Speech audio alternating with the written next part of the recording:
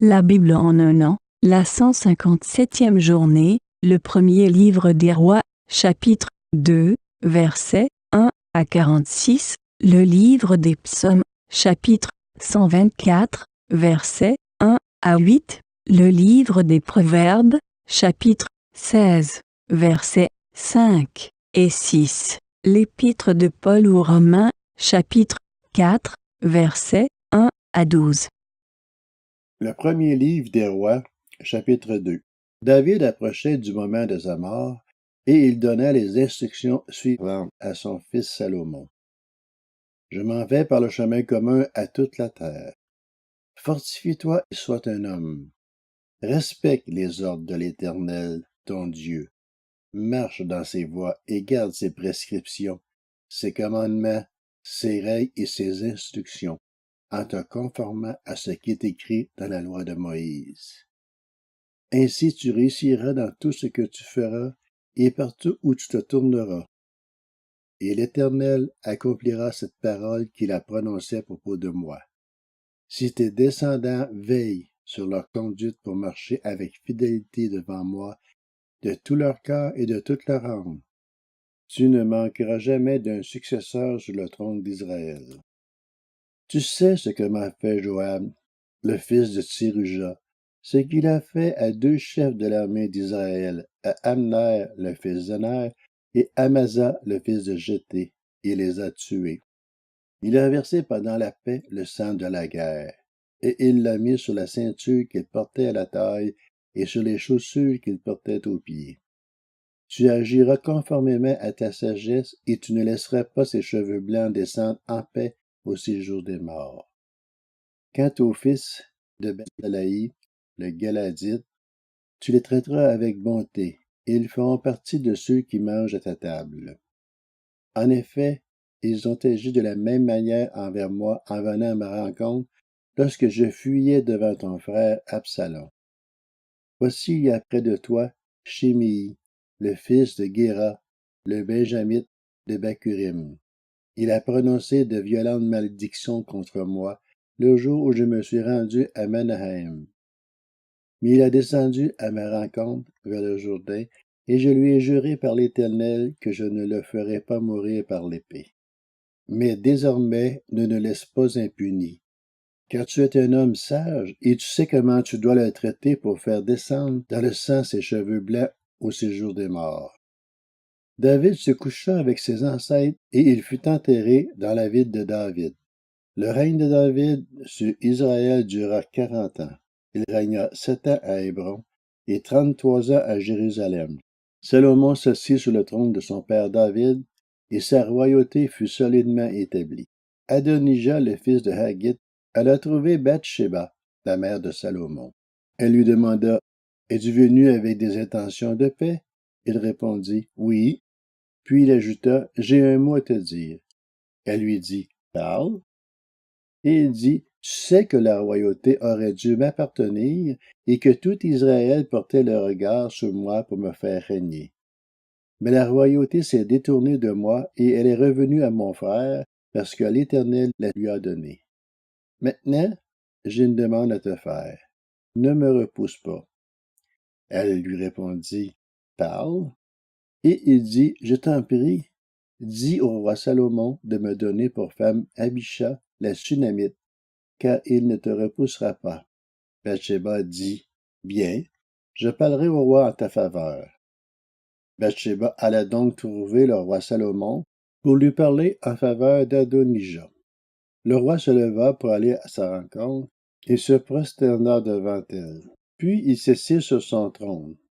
Le roi fit placer un trône pour sa mère et elle s'assit à sa droite. Elle dit alors, « J'ai une petite demande à te faire. Ne me repousse pas. » Le roi lui dit, « Fais ta demande, ma mère, car je ne te repousserai pas. » Elle dit, « Qu'Abisha, la Sunamite, soit donnée pour femme à ton frère Adonijah. » Le roi Salomon répondit à sa mère, « Pourquoi demandes-tu Abisha, la Sunamite, pour Adonijah? Demande donc la royauté pour lui, puisqu'il est mon frère aîné. Demande à lui, pour le prêtre Abiatar et pour Joab, le fils de Tséruja. » Alors le roi Salomon prêta ce serment par l'Éternel. « que Dieu me traite avec la plus grande sévérité, si ce n'est pas au prix de sa vie qu'Adonijah a prononcé cette parole. Maintenant, l'Éternel est vivant, lui qui m'a solidement établi et m'a fait asseoir sur le trône de mon père David, et qui m'a donné une maison, conformément à sa promesse. Aujourd'hui, Adonijah mourra. Puis le roi Salomon fit frapper Adonijah par l'intermédiaire de Benadja, le fils de Jéhojada, et il mourut. Le roi dit ensuite au prêtre Abiathar, va-t'en à Anathoth dans tes terres. En effet, tu mérites la mort, mais je ne te ferai pas mourir aujourd'hui, parce que tu as porté l'arche du Seigneur, de l'Éternel, devant mon père David, et parce que tu as pris part à toutes ses souffrances. Salomon démit Abiathar de ses fonctions de prêtre de l'Éternel, et ainsi s'accomplit la parole que l'Éternel avait prononcée contre la famille d'Éli à Silo. La nouvelle en parvint à Joab, et il se réfugia dans la tente de l'Éternel et s'accrocha aux cornes de l'autel. En effet, il avait suivi le parti d'Adonijah, alors qu'il n'avait pas suivi celui d'Absalom. On annonça au roi Salomon que Joab s'était réfugié dans la tente de l'Éternel et qu'il se trouvait à côté de l'autel. Salomon envoya Benadja, le fils de Jéhojada, en lui disant « Va le frapper ». Benadja arriva à la tente de l'Éternel et dit à Joab « Sors, c'est le roi qui l'ordonne ». Mais il répondit « Non, je veux mourir ici. » Benadja rapporte cette parole au roi en disant « Voilà ce qu'a dit Joab, voilà ce qu'il m'a répondu. » Le roi dit à Benadja « Fais comme il l'a dit, frappe-le et enterre-le. Tu écarteras ainsi de moi et de ma famille le sang que Joab a versé sans raison. L'Éternel fera retomber son sang sur sa tête, parce qu'il a frappé 2 hommes plus justes et meilleurs que lui et les a tués par l'épée, sans que mon père David le sache. Je veux parler d'Abner, le fils de Ner, qui était le chef de l'armée d'Israël, et d'Amasa, le fils de Jeté, qui était le chef de l'armée de Juda. Leur sang retombera pour toujours sur la tête de Joab et de sa descendance. En revanche, l'Éternel accordera pour toujours la paix à David, à sa descendance, à sa famille et à son trône. Benadja, le fils de Jéhojada, monta à la tente de l'Éternel et frappa Joab à mort. Il fut enterré chez lui dans le désert. Le roi mit Benadja, le fils de Jéhojada, à la tête de l'armée à la place de Joab, et il établit le prêtre Sadoc à la place d'Abiathar. Le roi fit appeler Shimei et lui dit « Construis-moi une maison à Jérusalem. Tu y habiteras et tu n'en sortiras pas pour aller ici ou là. Sache bien que tu mourras le jour où tu sortiras de la ville et passeras le torrent du Cédron. Tu seras toi-même responsable de ta mort. » Shimei répondit au roi « C'est bien, moi, ton serviteur, je ferai ce que dit mon seigneur le roi. » Et Shimei habita longtemps à Jérusalem. Au bout de 3 ans, 2 de ses esclaves s'enfuirent chez Akish, fils de Maaka et roi de Gath. On annonça à Shimei, tes esclaves sont à Gath. Shimei se leva, sela son âne et se rendit à Gath chez Akish pour aller chercher ses esclaves. Shimei partit donc et il ramena ses esclaves de Gath. On informa Salomon que Shimei était allé de Jérusalem à Gath et qu'il était de retour. Le roi fit appeler Shimei et lui dit, « Je t'avais fait prêter serment par l'Éternel, et je t'avais fait cette déclaration formelle. Sache bien que tu mourras le jour où tu sortiras de la ville pour aller ici ou là. » Tu m'avais répondu, « C'est bien, j'ai compris, n'est-ce pas?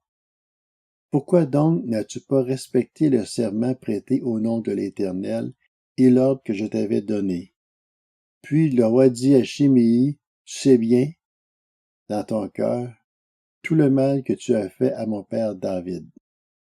L'Éternel fait retomber ta méchanceté sur ta tête. » Quant au roi Salomon, il sera béni et le trône de David sera affermi pour toujours devant l'Éternel. Le roi donna ses instructions à Benadja, le fils de Jéhojada. Il sortit et frappa Shimei à mort. La royauté fut affermie entre les mains de Salomon. Le livre des Psaumes, chapitre 124, Chant des montées de David.